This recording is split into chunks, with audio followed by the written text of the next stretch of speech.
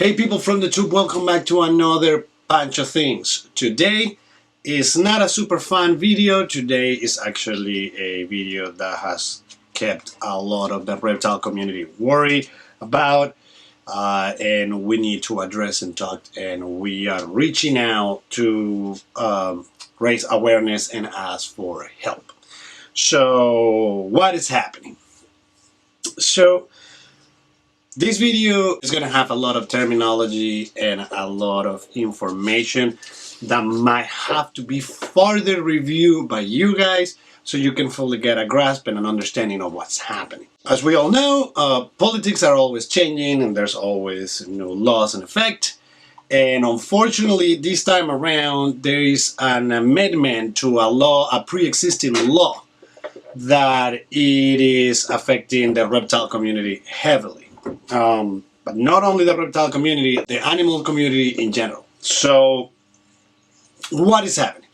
What's happening is there is a law called the Lacey Act. The Lacey Act is a law that was passed some time ago that does control invasive species that might put in risk the livelihood and the environment of other native species.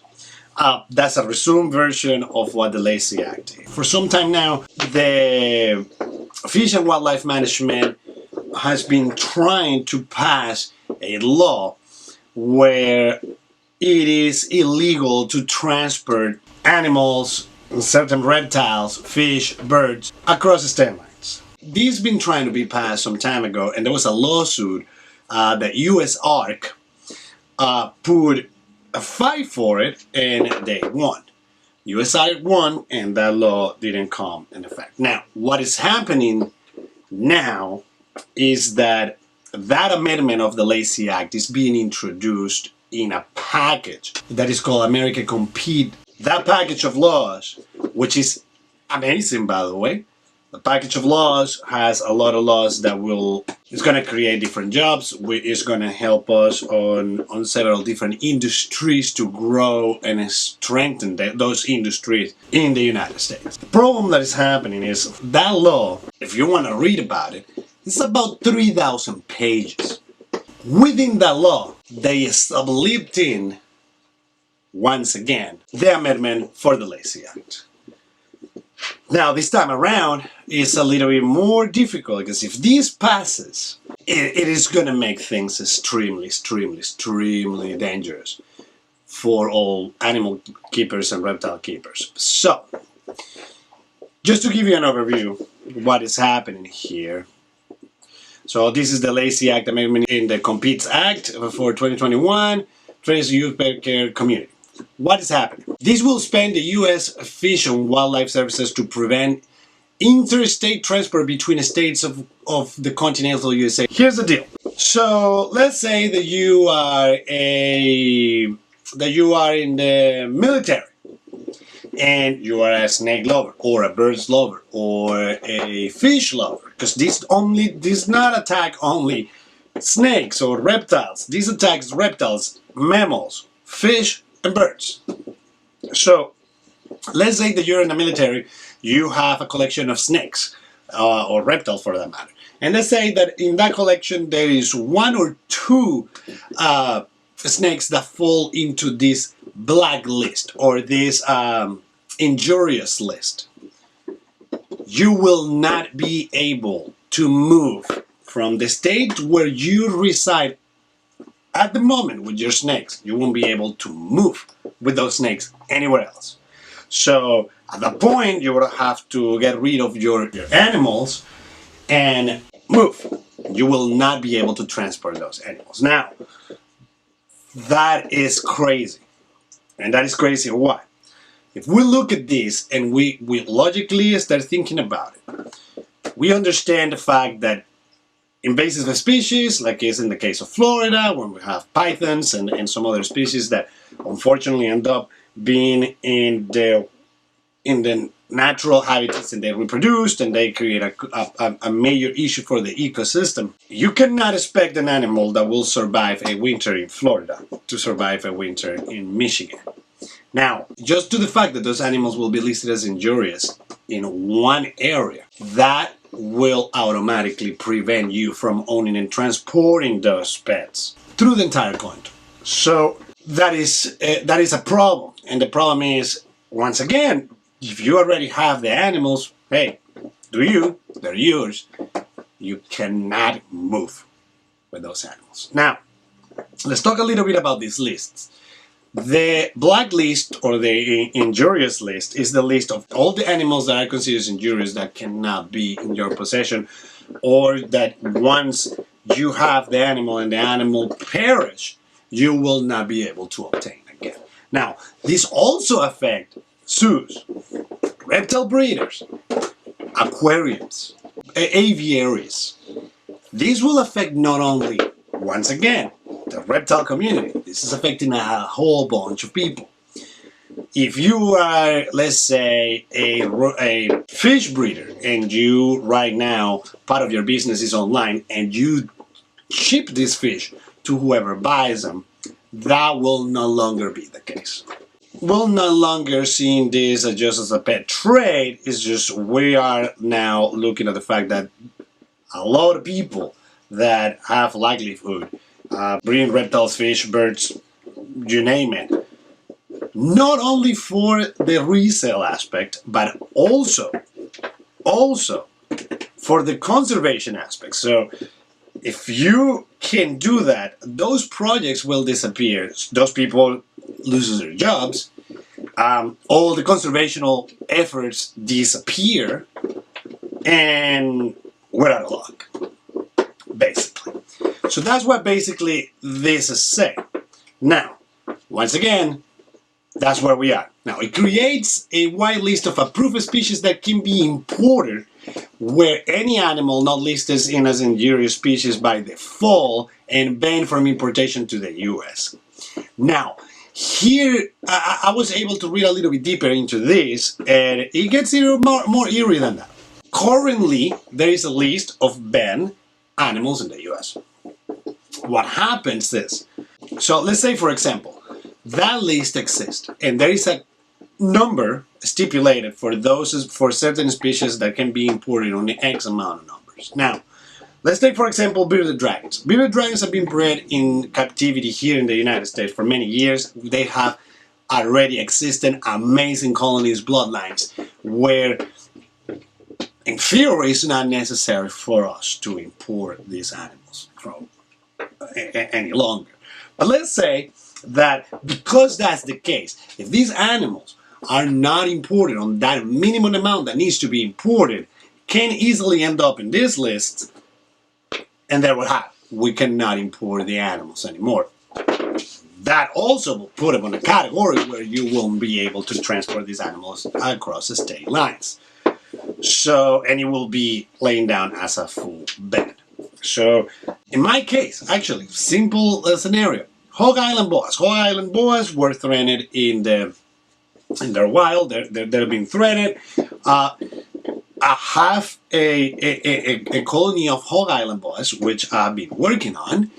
And let's say that this happens, and somebody else wants expand a little bit their bloodline and their gene pool to have a stronger colony on the end of animals that are endangered, and that we're having a super healthy population. Let's say the boas end up in this list. We are no longer being able to send each other specimens to winery and keep a strong bloodline to keep these animals that at one point can go into extinction. So conservation work will also disappear. This is not just about the money of people making a living out of this, but also there's attacking other areas, research areas, which we need. We need to know what's happening with certain species. We need to be able to, if we can do anything to stop a species from being endangered or for being extinct, hey, if we can do that, why not? This will put a stop to that. Now, here, this point is the point that actually worries me the most, because this is what I will call an unconstitutional bypass. grant the Secretaries of Interior's powers to use an emergency declaration to prohibit importation of a species found to be injurious to human, agriculture, horticulture, forestry, wildlife, or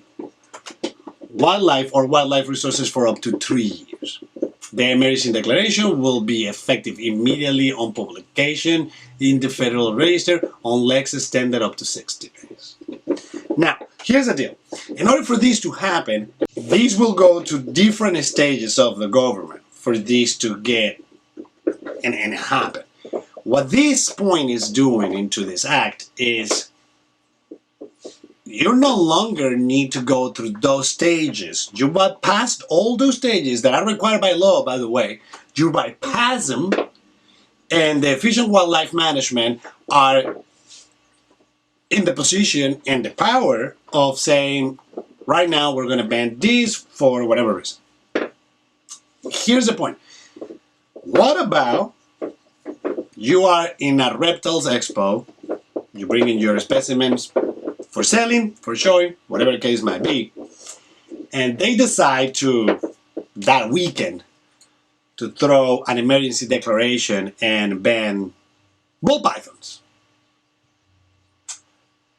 Whoever is in that whatever state you are traveling with your reptiles, hopefully it's your home state.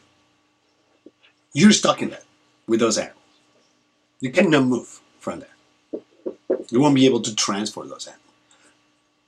Lo and behold, the fact those animals will be banned to be injurious to human agriculture, horticulture, wildlife resources, etc. So this gives a lot of power to one group of people to take advantage of what is happening. Now, the problem with this is that this is not just the Fish and Wildlife Management Services, which, by the way, I do respect them. I have to deal with them because of my animals, but I also have to deal with Fish and Wildlife Management when it comes to hunting, which is a different story, but there is a lot of conservation involved to this as well. So I never had a problem with these people, and we're not here to fight against them. We are here to educate people and figure out a different way to manage this situation. Banning these animals just as a ban will create actually a couple other issues, couple of really evident issues. There's no need for something like this. There's no need to get to this level. Now, this is all coming for groups of people that are against animals being kept up as pets, a group of people that are against the pet trade, that are against the possession of different animals and species because they believe that that's not needed and that humans shouldn't have to have that type of interaction with animals. This is this group of people that are putting a lot of money against us in general. So we need to voice ourselves, and that's why I'm making this video. My video is basically trying to give you guys an idea of what's happening and also voicing my point of view. So if you want to read more, I'm gonna put the links of all of these so you guys can digest if you want to jump in and read a little bit more.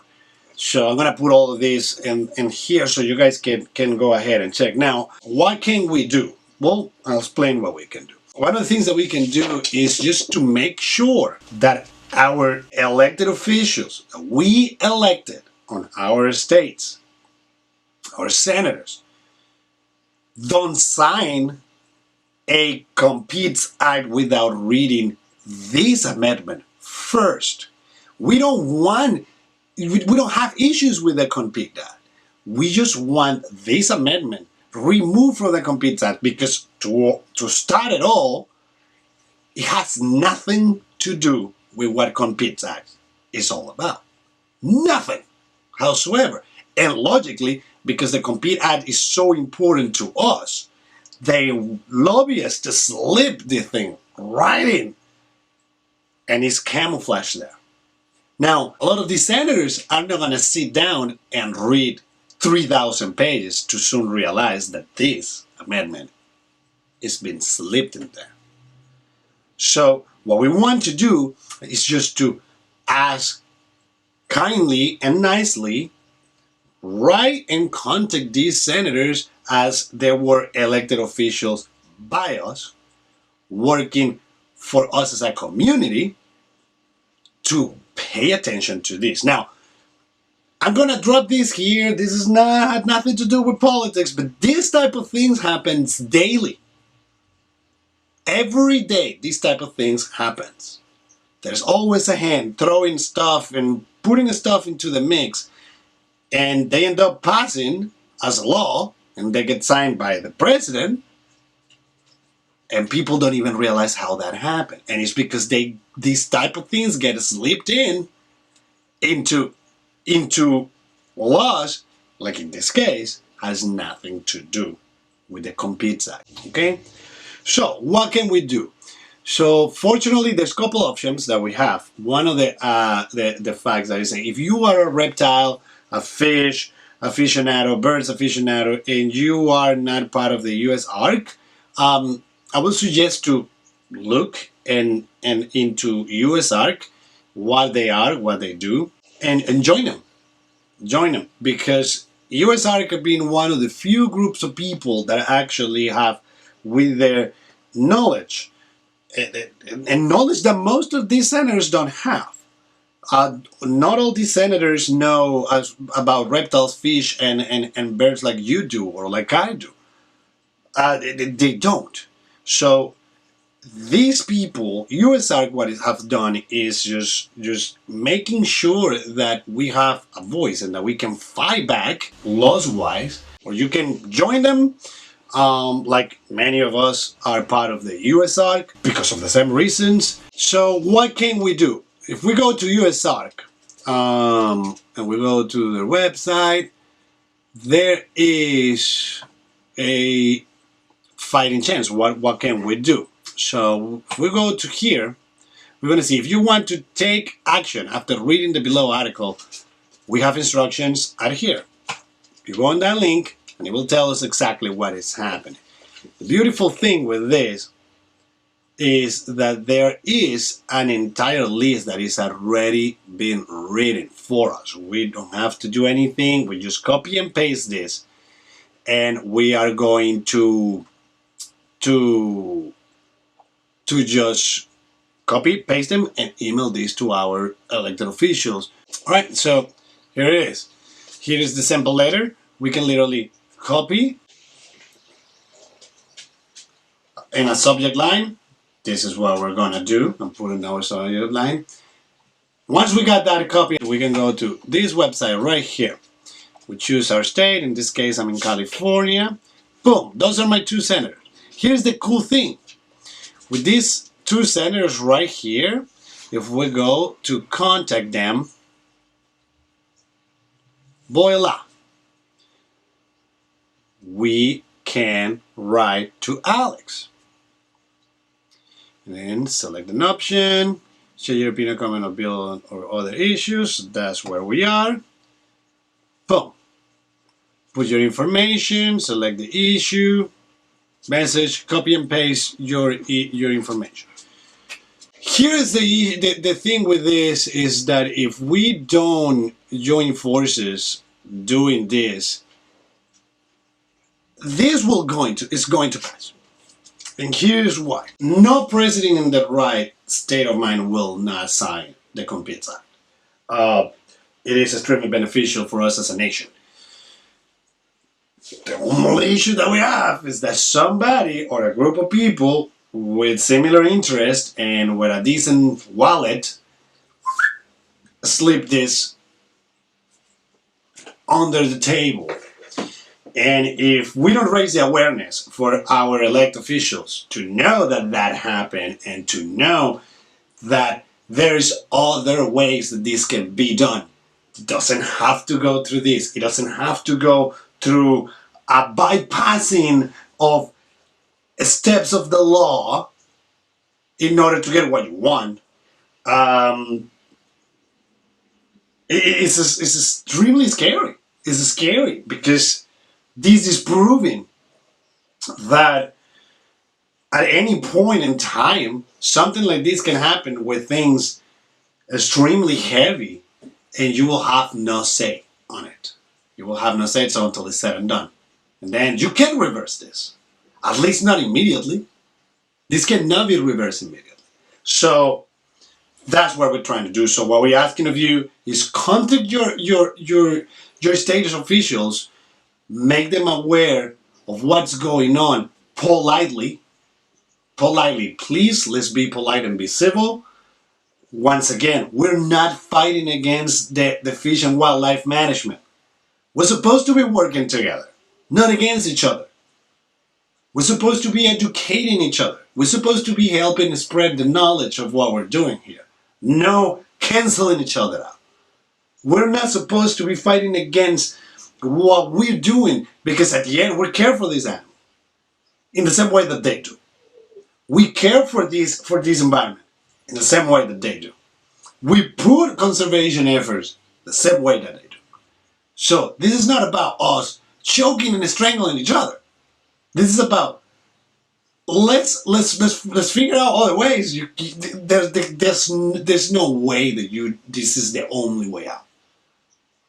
And if the only way out is just taking a toll on all of us that are pet lovers and that have animals as pets, regardless if you think that those are animals that shouldn't be kept as pet or not, so then we are violating each other's rights in the face. Plain and simple, right? Send us emails if you don't want to go with the letter that is being pre-written by the people of USARK, which thank you so very much for doing that. It's making things extremely easier for other people. Please write your own email. Just once again, be kind, be respectful. Once again, some of these senators don't even know this is there. Some of these senators don't have the knowledge on when it comes to these animals like we do. So let's just be cordial. Let's make sure that we can reach as much of those senators as possible. And if you can, if it's within your possibilities to join USARK, they have a donation button. They also have a way that you can memberships where you can be a member for a fee. Guys, this is extremely important. A lot of people are like, well, where is this money going? Clearly to lawyers, because we already won the fight once. So let's not be thinking about that. This is not the time to go and start pointing knives and pointing fingers and I don't know, I don't believe this is not going to happen. My experience with these kind of things has been by far gave me enough knowledge to know that this is super serious and we are this far from this to actually happening. And it should be a matter to be worried about to everybody that, in my case, reptiles and amphibians, should be worried about this. Because we are there, guys. We don't have that much time, and it might happen. This is never going to happen because we have lost. Clearly, there is a bypass there. So, yes, it is happening, and we need your help. Help everybody out to have a fighting chance. That's all I have to say. Unfortunately, this is not the funniest or the greatest video. This is a topic that is extremely important to me, and I'm bringing it out to you guys so we can raise the awareness of what's going on. Thank you so very much for watching. Like, subscribe. I will see you in the next one. Pancho.